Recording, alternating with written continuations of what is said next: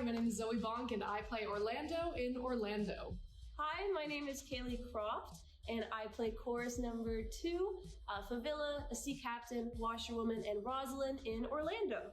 Hi, my name is Sean Lee, and I'm playing chorus 4, the Archduke/Duchess, and a Russian seaman in Orlando.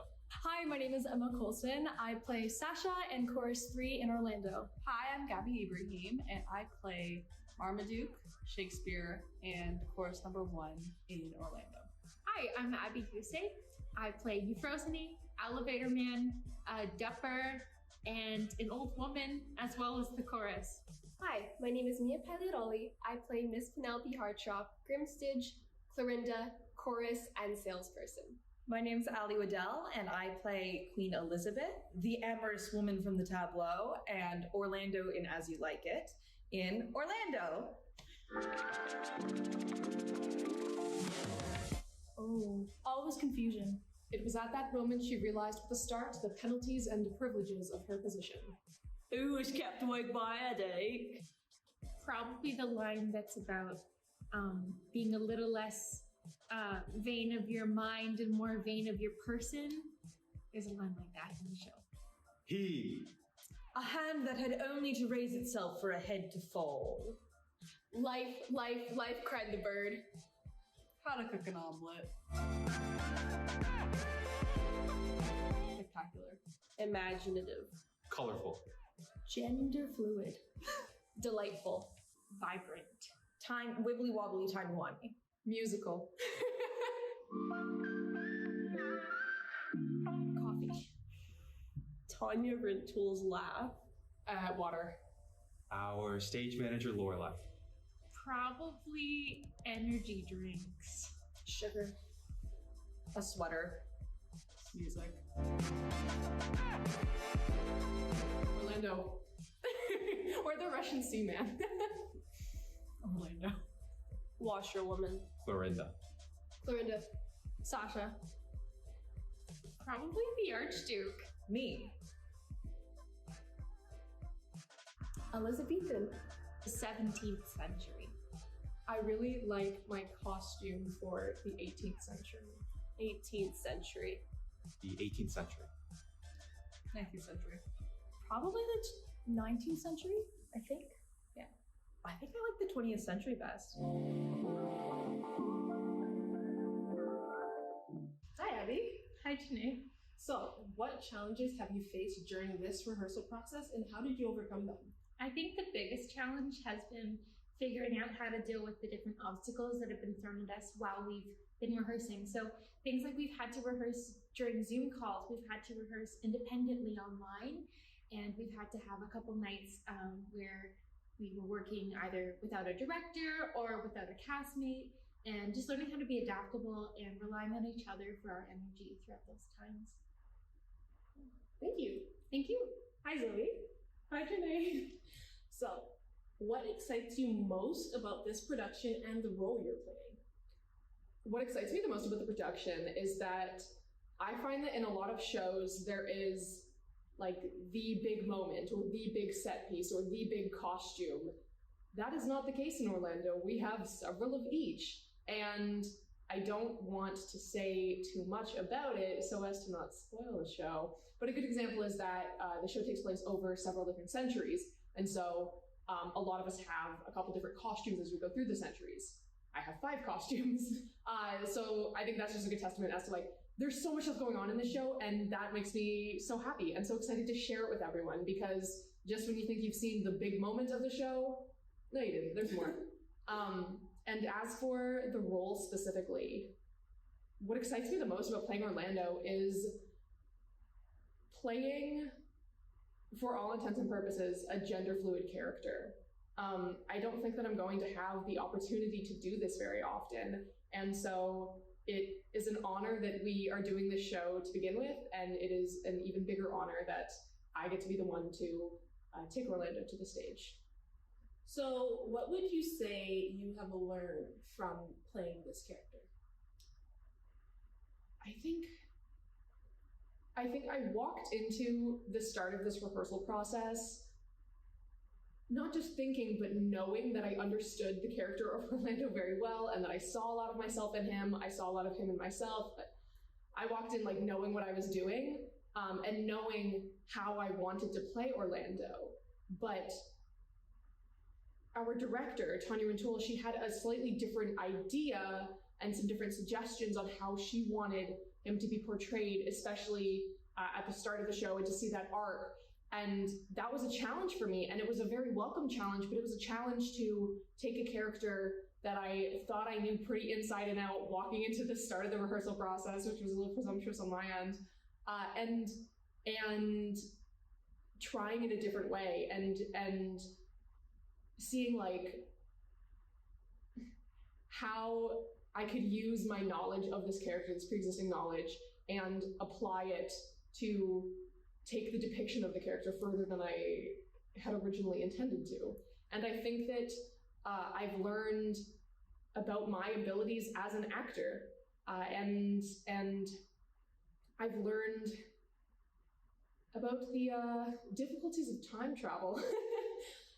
But yeah, on a like real and truer note, it's taught me a lot about myself as an actor and how even roles that are familiar to me and don't necessarily seem like a major challenge on the surface can be a really fantastic learning experience and can have a lot of little challenges throughout the way, which ultimately always makes you a better actor. So I am really unbelievably grateful for this experience. Okay, thank you, Zoe. Hi, Shanli. Hi, Janae. So, what was it like working on such an ensemble-heavy show? Well, to be honest, I've been finding a lot of like parallels between how I felt when we all did the Devised show last year, because in that process we learned about this term called like complicité, which is basically just like this sense of cohesion, unity with like all the cast members, like with an entire group. And I think like we've been doing a lot of talking about the chorus and like the kind of role that they play, and I've been finding a lot of that has been applying as like same concepts of just like all feeling and giving the same amount of energy, even just like things about like where we're looking when like Orlando's talking versus like someone else, because we're not trying to like distract the audience or something. We're all kind of trying to like direct our energy in a specific certain way, and we all need to kind of decide as a group which way that is. So really interesting. Yeah. Thank you. Thank you. Hi, Kaylee. Hi, Janae. So, what do you think is unique about this show?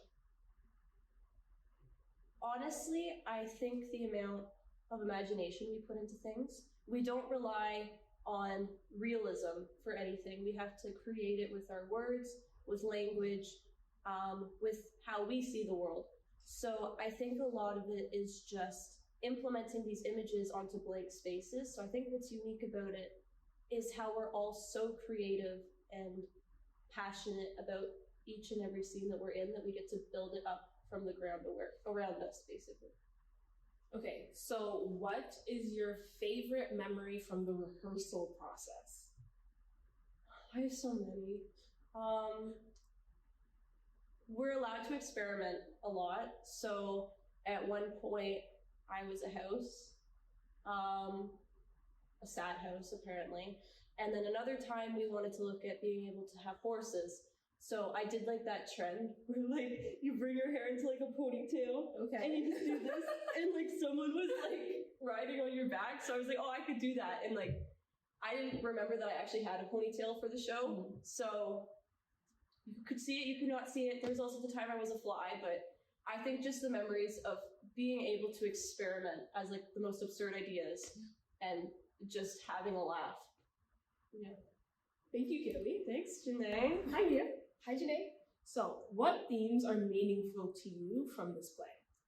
I think one theme that really resonated with me was just the impermanence of things in life and finding the beauty in that. Like, throughout the play, without spoiling anything, Orlando is constantly, I think the audience has taken on this journey of searching with Orlando and experiencing surprises and experiencing discoveries and delight and seeing new things, feeling new things, experiencing love in different ways, new kinds of love, and having things taken away, but at the same time having things thrown back to Orlando's way. And I think that in some ways the play just celebrates this bittersweet impermanence that life is. And even when Orlando is at their best or at their worst, there's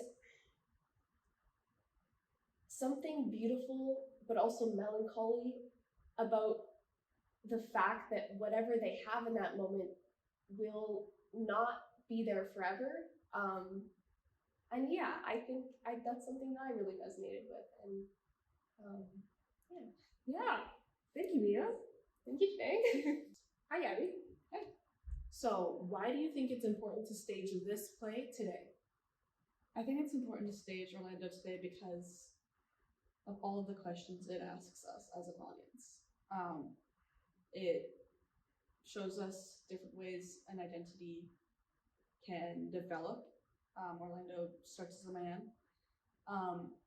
And then suddenly there's a transformation, and Orlando no longer is that person that he once was. He's no longer the guy slashing heads off people. He's no longer the guy who can't cry.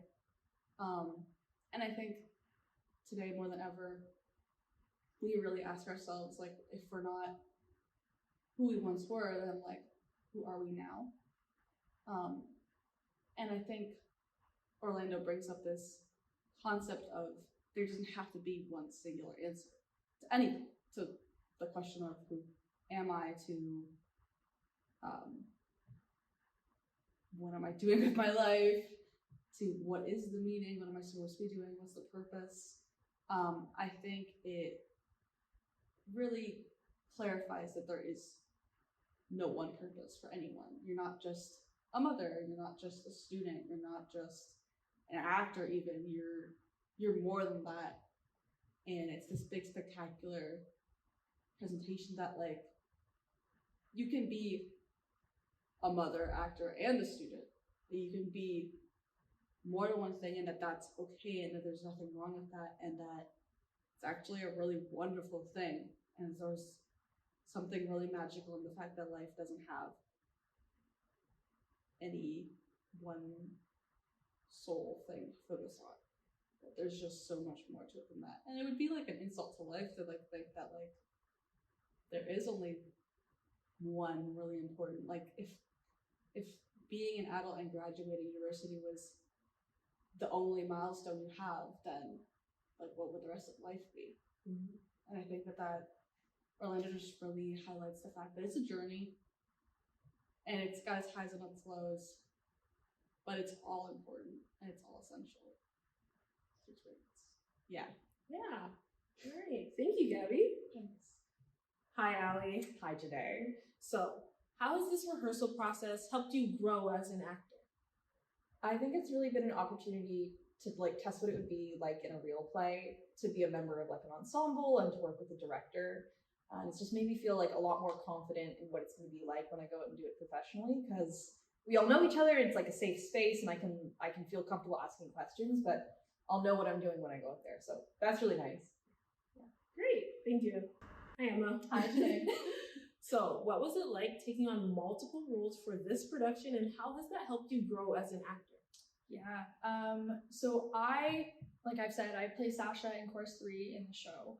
I'm actually one of the people who don't play named characters throughout, sorry, let me backtrack. Mm-hmm. There are a few people throughout the show who actually play different titled characters who have different places in Orlando's life, but I wanted to talk about Chorus 3, or like my chorus character specifically.